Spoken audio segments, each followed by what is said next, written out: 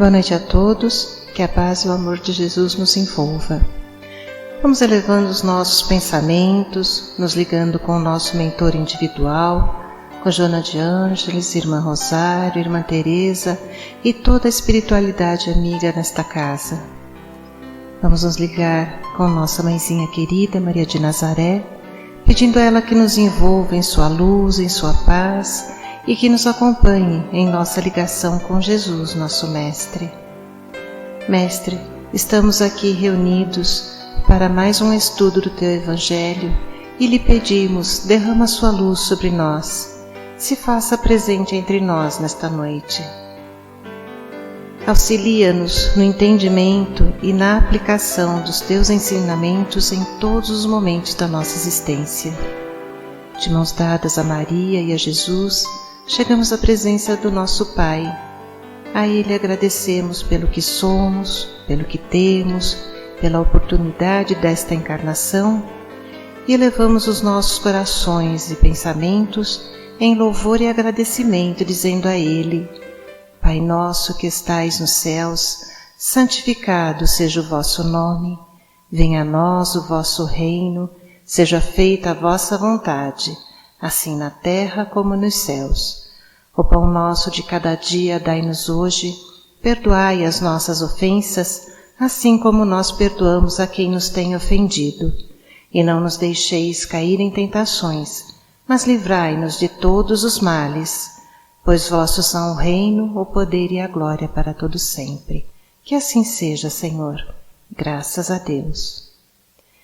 E vamos nos ligando neste momento com as equipes de tratamento da casa. Vamos pedir a luz branca do Cristo sendo projetada sobre todos os nossos assistidos, para que eles recebam dessa maneira a luz, a paz e uma harmonização. Vamos nos ligar com as equipes de P2 e pedir a projeção da luz azul em todo o sistema nervoso central dos nossos assistidos, trazendo o equilíbrio e a força para esses centros de força. Vamos nos ligar com as equipes de CH, pedindo a projeção da luz rosa no cardíaco dos nossos assistidos, para que a confiança, a fé e a esperança se fortaleçam em cada um deles. Nos ligamos nesse momento com as equipes de P3B e pedimos a projeção da luz branca do Cristo, da luz azul na mente e no coração de cada assistido. Vamos pedir também que sejam feitos todos os cortes de ligação que se fizer necessário e que essas energias sejam levadas para o astral para o melhor tratamento. Vamos pedir a projeção da luz azul que vai envolver o sistema nervoso central, periférico e neurovegetativo. Um rosa claro no cardíaco para aumentar os bons sentimentos, um amarelo claro no frontal para fortalecer os pensamentos positivos, a confiança e a ligação com o mentor individual. E uma cúpula rosa clara vibrante da cabeça aos pés, para que o tratamento permaneça até quando for necessário. Aos assistidos de saúde, vamos pedir a projeção das cores do arco-íris, que eles fiquem envolvidos numa cúpula protetora até quando for necessário. Que assim seja, Senhor. Graças a Deus. Convidamos a todos para que assistam neste momento à palestra que será posta no ar. Que assim seja. E assim vamos envolver com muito carinho a nossa irmã Maria Aparecida, que fará a palestra dessa noite. Que assim seja.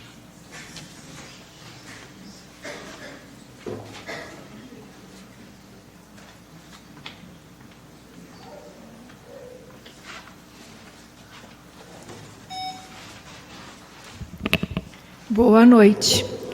O Ricardo é alto, né? Todos bem? De novo, todos bem? Sim. Que bênção. Saudades. Acho que fazia um mês que eu não vim aqui. É uma saudade, né? Essa casa que nos acolhe na luz, no carinho. A gente adentra e já vem sentindo a energia, né? Desde que a gente vem lá, como ele falou, na tela mental já vai nos mostrando as imagens do que está acontecendo. Para quem não tem clarividência igual eu. Então eles mostram na tela mental tudo o que está acontecendo desde lá, desde que a gente passa no passe, que nos reforça as energias, né? Esse banho energético que é o passe, como André Luiz sempre nos diz, que é onde a gente renova e vai buscar em nós as forças necessárias para continuar. Porque ele diz que o passe tira todo o peso e traz de dentro para fora tudo que nós já temos em nós. Então, é de nós para fora. Hoje nós vamos falar um tema que me fez pensar demais. A gente fica analisando, eles dão os temas e a gente começa a pensar no que nós vamos buscar, que chama-se desigualdade de riqueza. Nós estamos vendo muito desigualdade de riqueza, desigualdades sociais, desigualdade dos tratamentos, desigualdade até no respeito da dignidade humana, né? Então nós vamos parar e analisar um pouquinho essas questões, mas sobre a ótica da doutrina espírita, porque quando nós adentramos na ótica material, nós só adentramos a esse espaço com os olhos pequenininhos de ver a encarnação, que é um limite. Então nós temos que olhar ela numa profundidade maior. Aí eu lembro sempre de um amigo que me diz sempre assim: é preciso analisar as coisas simples com profundidade e as coisas profundas com simplicidade. Então essa matéria, se a gente for numa profundidade, nós vamos nos perder. Então vamos analisar, porque ela é profunda, com uma simplicidade bem grande, sempre com os olhos da reencarnação. Porque nós temos conhecimento daqui, do que nós somos aqui ou agora, mas além de estarmos aqui nesta encarnação, nós somos quê? Espíritos imortais. E o que é uma encarnação dentro da experiência do espírito imortal, de todas as experiências que nós estamos aprendendo a evoluir. E o que nós estamos fazendo aqui é evoluir. Na pergunta 811 do Livro dos Espíritos, Kardec vai, com profundidade, questionar os espíritos sobre por que essa diferença, essa desigualdade das riquezas. E os espíritos superiores vão bem simples dizer: desigualdade do conhecimento e da evolução. Eles estão falando do conhecimento material? Não, é lógico, eles estão falando da desigualdade do caminho evolutivo, porque cada um de nós está num degrau, né? Não é isso? Eu estou num, e tem uma questão importantíssima, que aquele que está à frente dá a mão para aquele que está mais atrás. Nós que estamos intermediário, vamos dar as mãos a quem está mais atrás de nós. E quem está mais na frente de tudo que nos estende a mão? Que nós conhecemos, que passou pelo planeta Terra, que nos deixou tantos ensinamentos. Jesus, né? Ele sempre está nos estendendo as mãos. E é cada um de nós nessa questão. Se nós vamos no Evangelho, mais ainda, no capítulo 16, lá vai se discutir muito isso. E vai ser questionado se Deus não poderia dividir as riquezas em partes iguais. E se nós sabemos que na pergunta primeira do Livro dos Espíritos, quando pergunta quem é Deus, e eles vão falar que é pobreza de linguagem, porque nós não temos como definir, e ele vai falar imensamente bom e justo, né? Então, se Deus é tudo isso, a bondade e a justiça, né? E questionam, e ele vai falar sempre no sentido material, vocês estão olhando.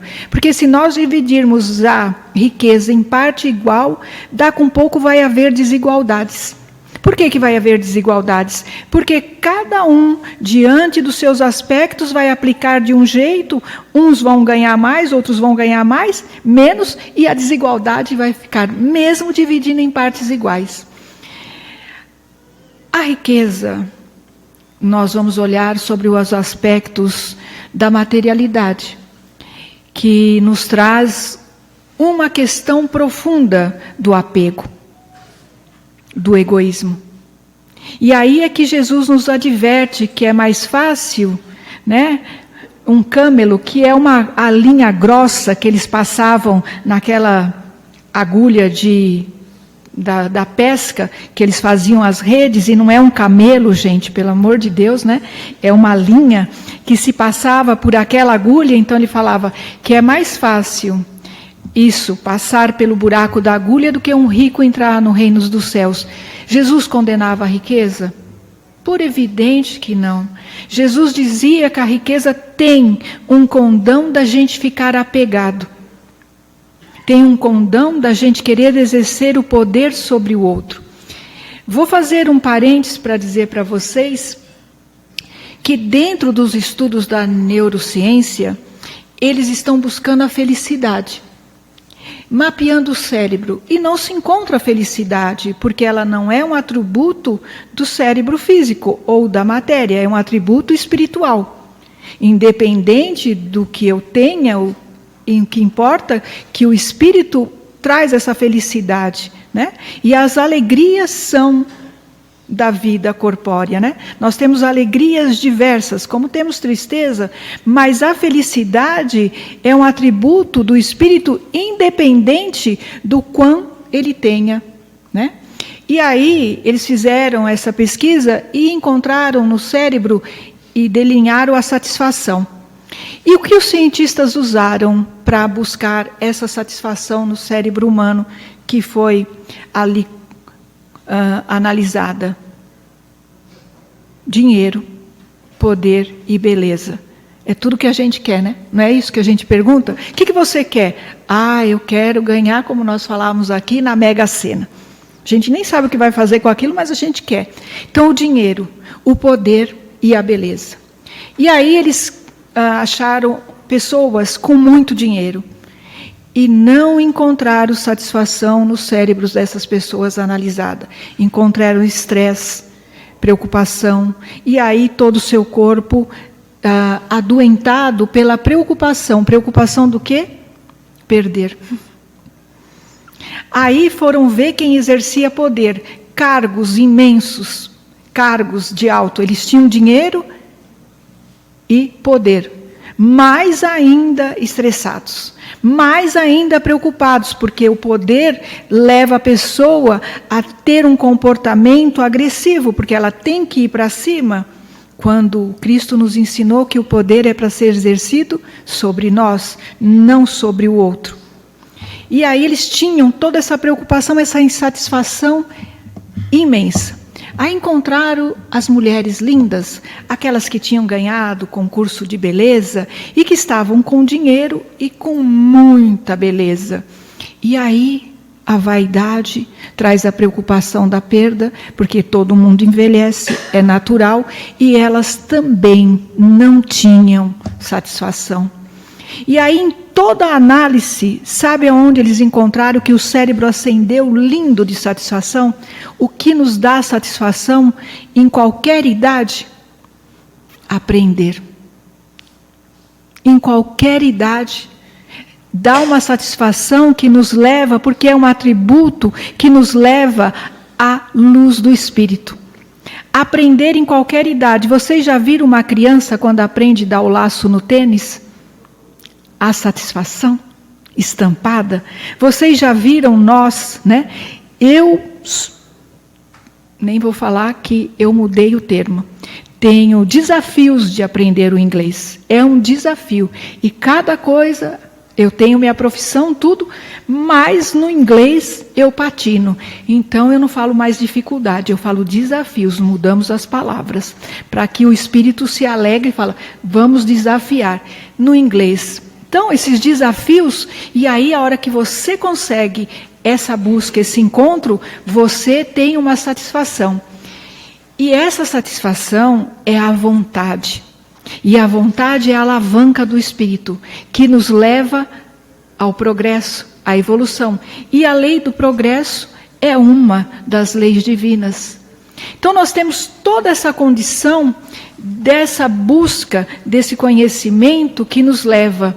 E é lógico que nós temos direito, até pela garantia constitucional, de ter o básico em nossas vidas. Todos nós temos esses direitos garantidos pela Constituição.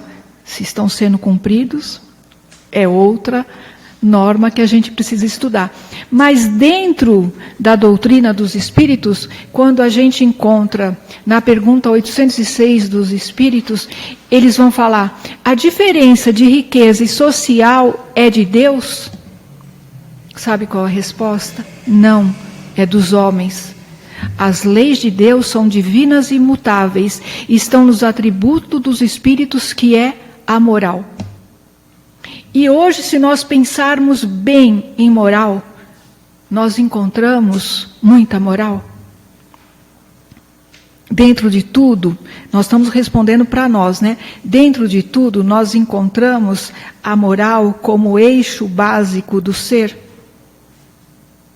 É difícil, né?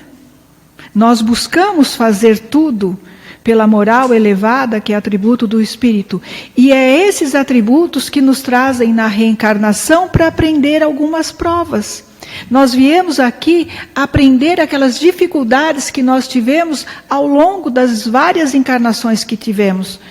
Quando nós temos dificuldades, no plano espiritual nós temos uma amplidão de conhecimento e nós pedimos. Nós pedimos. É escolha nossa. E aí chega aqui a gente fala, né? Não escolhi esses pais, essa vida e tudo mais, mas dentro do plano espiritual, quando nós vamos fazer o nosso mapa reencarnatório, né? Que nem uma obra que a gente vai fazer, lá a gente vai fazer toda a nossa parte reencarnatória, nós vamos pedir: olha, eu tive mais dificuldade, mais apego aqui, então eu quero passar por isso, para que eu aprenda. Porque como que dá? Aprender dá o quê? Satisfação que leva à evolução. É nesse crescimento que eu quero aprender. Porque lição é aprendida, não é necessário mais passar por ela. Então, se eu aprender aquilo, então eu sei da minha dificuldade. Aí eu faço esse mapa reencarnatório e vou fazendo o projeto da minha reencarnação. Mas como ele falou, nós temos o quê? Mentores. Esses tutores espirituais, que conhecem que nós vamos ter o véu do esquecimento quando chegar aqui, e que nós vamos ter algumas dificuldades. Então eles vão dizendo: não põe essa prova que vai ser um pouquinho difícil, vamos maneirar aqui, vamos ali e fazer um projeto mais fácil. Quando nós fazemos um projeto de construção na nossa casa, nós contratamos pedreiros, vai dar tudo no tempo que a gente programou? A mesma coisa nós. Na nossa reencarnação, esse projeto reencarnatório, nós chegamos aqui, fizemos lá o projeto. Chega aqui alguns impedimentos, até do véu do esquecimento, alguma coisa que exacerba em nós, e esquecemos algumas coisas e vamos lá. Mas Deus nos ama sempre.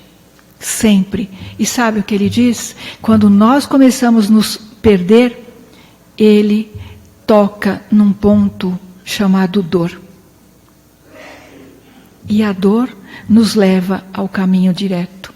Nós temos GPS, não temos? Nós também temos o GPS espiritual. E o GPS espiritual, muitas vezes, está traçando o caminho que eu tenho que chegar lá. Que é essa minha rota. Mas ali tem uma rota da ilusão muito mais fácil, que me leva a um caminho que eu quero passar, das nossas ilusões. Né? Nós queremos por um caminho mais fácil, então eu vou por aqui. Quando eu vou por esse caminho, tudo bem. Né? Nas minhas ilusões, dá com um pouco, uma dor me visita. Aí eu volto para a rota normal. E aqui nós estamos em que rota nessa noite? Na rota da busca da compreensão de quem somos. O que estamos fazendo aqui? Nós viemos a uma casa espírita buscar tratamento em todos os aspectos, físicos, emocionais, espirituais, porque alguma coisa nos fez sair da rota um pouquinho. A dor nos visitou e nós viemos para esse caminho. E foi a dor que nos trouxe aqui?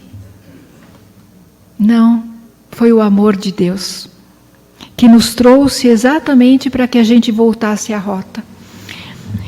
E essas delimitações de riquezas ou de pobrezas, de diferenças sociais, nós nunca conseguimos explicar dentro da ótica material.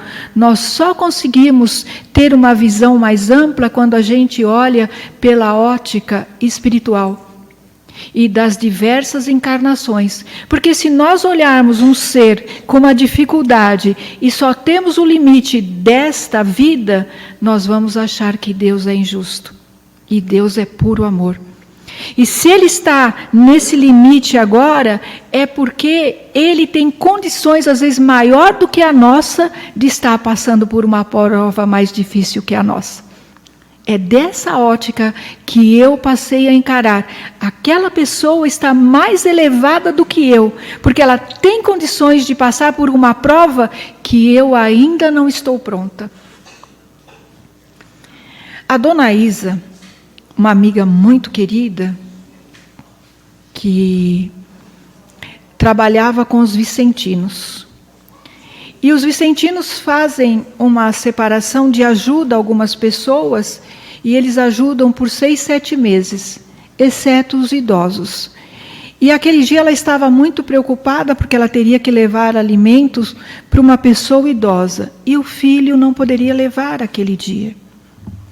Então ela me pediu, nós fomos numa comunidade, onde quando a gente adentra numa comunidade, para nossa status, que é classe média, bem mediana mesmo, quando a gente entra numa comunidade, o sofrimento nos faz olhar com os olhos de agradecer a Deus por tudo. E eu cheguei naquele barraquinho daquela senhora. Quando eu adentrei, eu chorei. Piso, terra batida, de tábua, mas eu nunca encontrei tanta paz e tanta limpeza quanto eu encontrei lá. Tinha, assim, uma caminha e algumas tábuas que faziam partilheiras. E as roupas tão dobradas, com tanto alinho, e ela picotou os papeizinhos, sabe quando a gente faz assim, que parece uma renda, picotadinho assim, que fazia como uma toalhinha entre aquelas partilheiras e as roupas todas dobradas, a cama toda arrumada. E do outro lado tinha um fogãozinho, algumas partilheiras onde tinha algumas louças, alumínios que brilhavam imensamente, e uma mesa com 2 cadeirinhas. Só. Mas a humildade daquela mulher me comovia. A humildade, eu não estou falando fisicamente, eu estou falando espiritual, esse atributo do Espírito, que é a última virtude que nós conquistamos, segundo Emmanuel. Essa humildade dela me deixava em êxtase, de tanto que ela me passava, e como no próprio Sermão da Montanha, Jesus fala, os humildes verão a Deus. E a humildade dela me encantava, e ela me serviu uma água naquela canequinha de alumínio, que era a mais pureza que eu já bebi.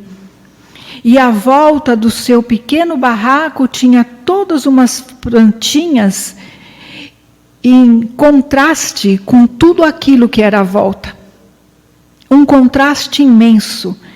E umas plantinhas, umas florzinhas, algumas coisas que deviam ser ervas, e ela contrastava naquele ambiente total. E ela era a pessoa mais rica que eu já encontrei na vida.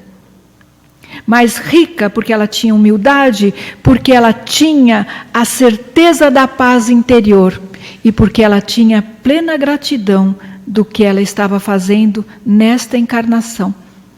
Então nós temos às vezes que ter outros olhos para olhar tudo isso, Porque às vezes aquele que nos parece que tem menos é o que tem mais.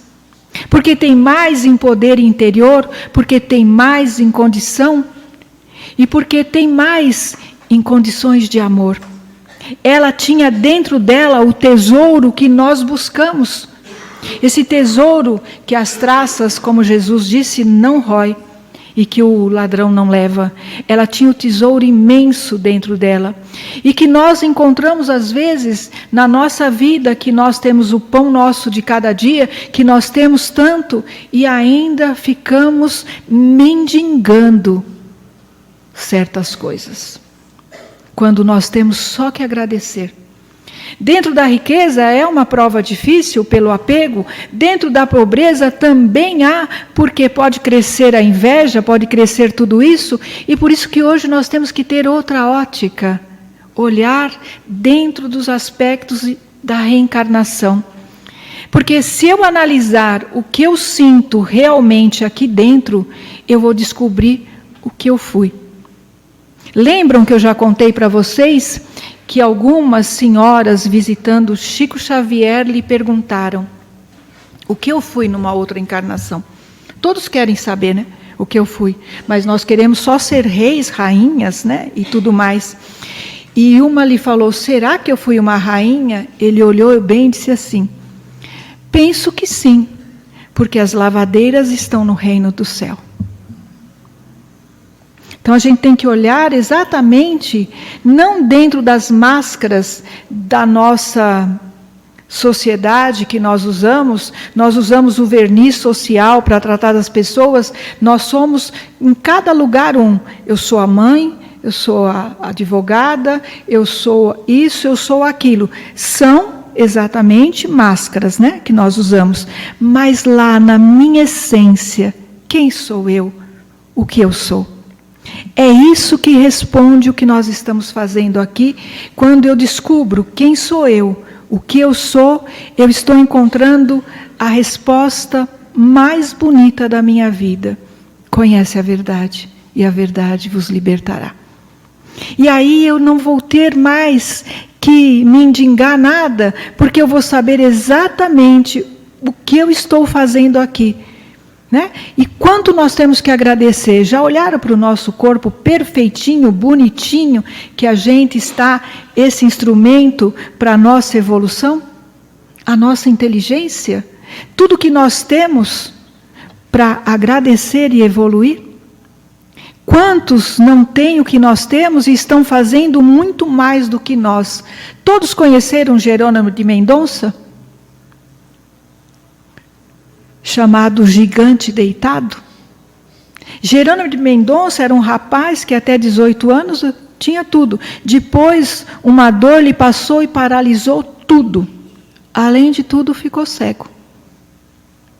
E ele fazia palestras numa maca, levavam ele de perua. Era uma maca. E ele tinha dores horríveis que punham sacos de areia em cima do seu corpo pela sua dor. E ele não parou. Ele construiu o centro espírita, ele construiu uma creche, ele escreveu livros. E nós reclamamos do quê?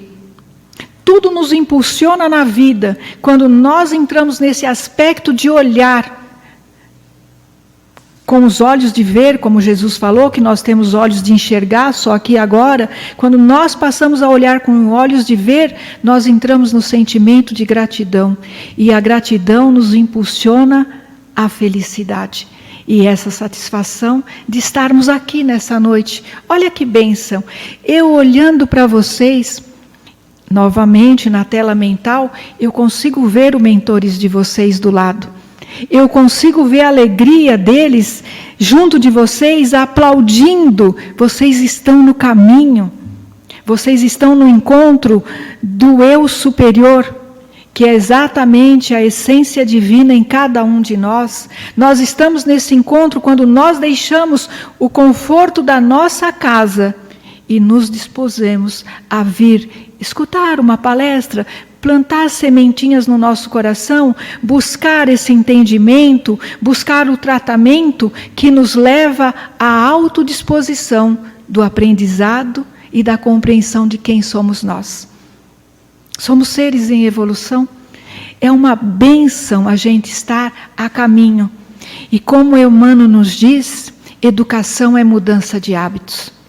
E a partir de que nós vamos mudando o hábito, nós vamos compreendendo, crescendo e absorvendo tudo que a espiritualidade quer nos dar. A doutrina dos espíritos tem 3 aspectos. O aspecto que a gente fala que é religioso, mas que é a moral cristã. O aspecto fisiológico,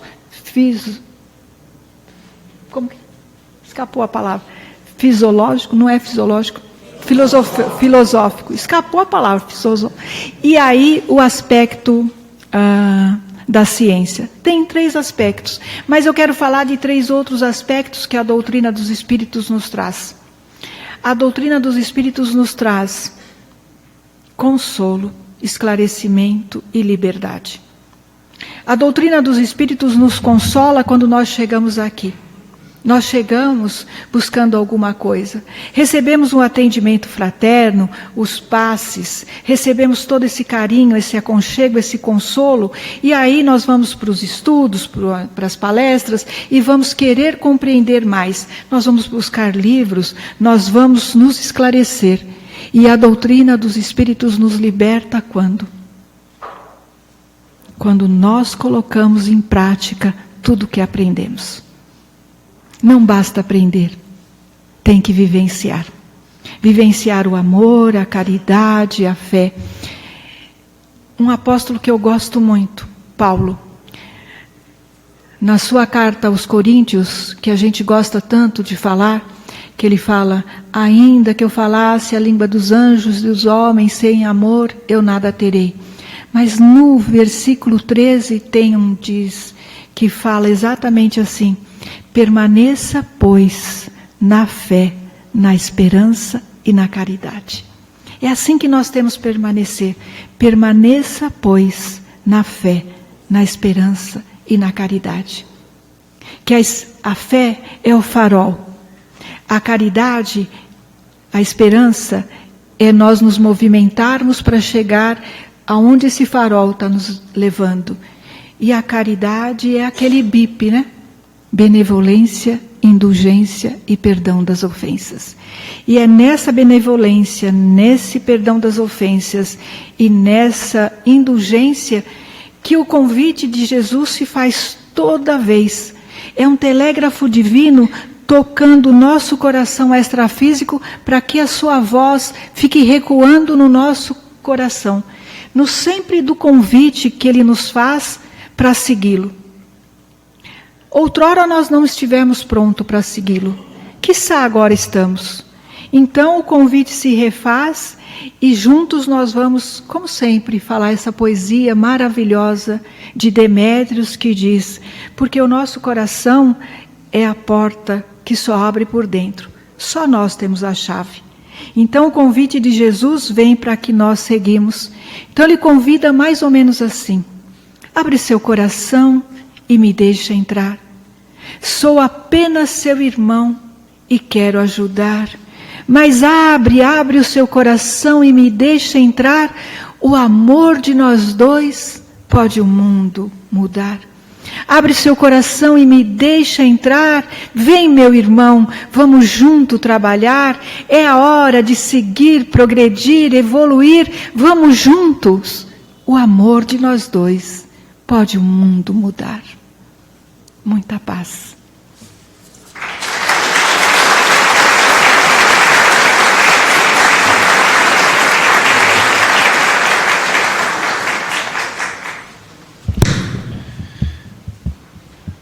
Mais uma vez estamos aqui reunidos nessa casa bendita, nesse ambiente tão carinhosamente preparado pela espiritualidade, ambiente de paz, de amor. Vamos aproveitar para agradecer a Deus Pai pela oportunidade de estarmos aqui essa noite. Obrigado, Pai, pelo tratamento que recebemos assim que entramos aqui. Obrigado pelas palavras trazidas por nossa irmã, que vamos entendê-las, vamos refletir sobre as palavras, esses ensinamentos. Obrigado, Pai, pela oportunidade de vida e todas as suas experiências. Obrigado, Pai, por sermos frutos do Teu amor, da Tua vontade. Obrigado pelos momentos de felicidade e também pelas dificuldades que tanto servem para o nosso crescimento. Mais uma vez estamos aqui reunidos em nome de Jesus, e Jesus, nosso querido Mestre, que caminha entre nós com seu coração pulsando amor no centro desse salão, amor esse que envolve todo esse ambiente, que envolve cada um de nós, que cuida de cada um de nós. A nosso irmão maior, todo o nosso agradecimento, nosso amor, pelos seus ensinamentos. Obrigado, Jesus, pelas suas experiências. Obrigado, Mestre, por nos mostrar o caminho da verdadeira felicidade, que é o caminho do amor, que é o caminho da luz, que é o caminho que nos leva até o Pai. Pai nosso que estais no céu, santificado seja o vosso nome, venha a nós o vosso reino, seja feita a vossa vontade, assim na terra como nos céus. O pão nosso de cada dia nos dai hoje, perdoai as nossas ofensas, assim como nós perdoamos quem nos tem ofendido. Não os deixeis cair em tentação, mas livre-nos de todo o mal. Vamos em paz, que a luz do Mestre nos acompanhe até nossos lares e por toda a semana. Que assim seja.